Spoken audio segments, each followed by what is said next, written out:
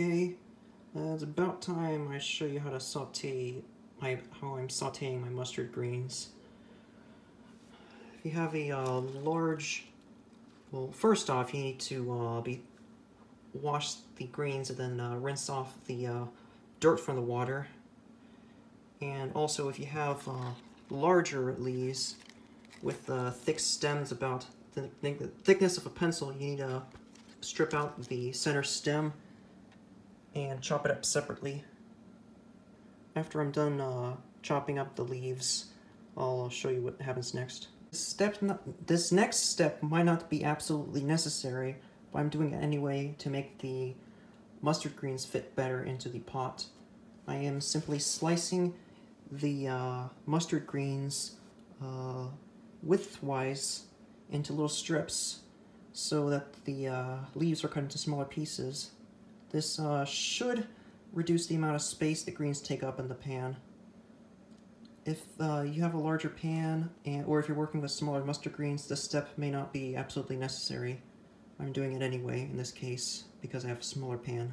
This next step, though, is more important when working with mustard greens that have thicker stems. I am cutting the stems up into small pieces to make them cook faster. Because larger stems tend to be stringier, this helps the large stems to cook down.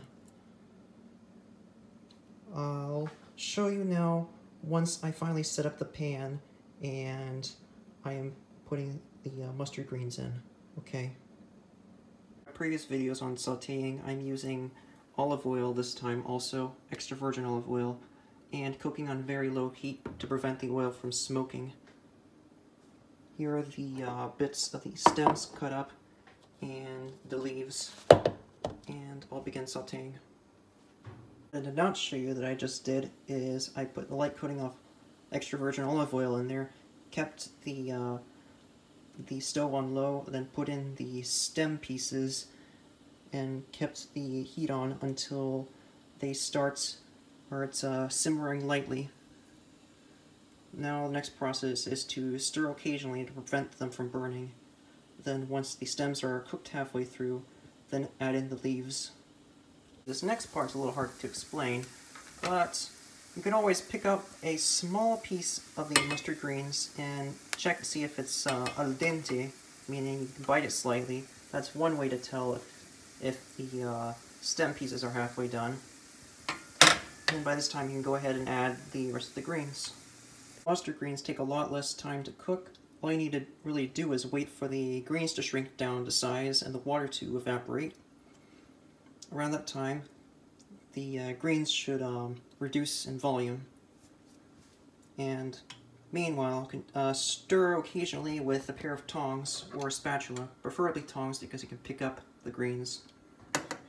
I'll show you halfway through. At this stage, the black mustard greens should be ready to eat. Now, considering how much the volume has shrunk in the leaves. Now, I could have added some garlic and other spices and herbs at the beginning of cooking, but I wanted to make the procedure as simple as possible. So, add whatever you like at the beginning of the cooking process. Just keep in mind that garlic tends to brown quickly if you add it too early or if the temperature is too high when cooking. Here are the finished mustard greens.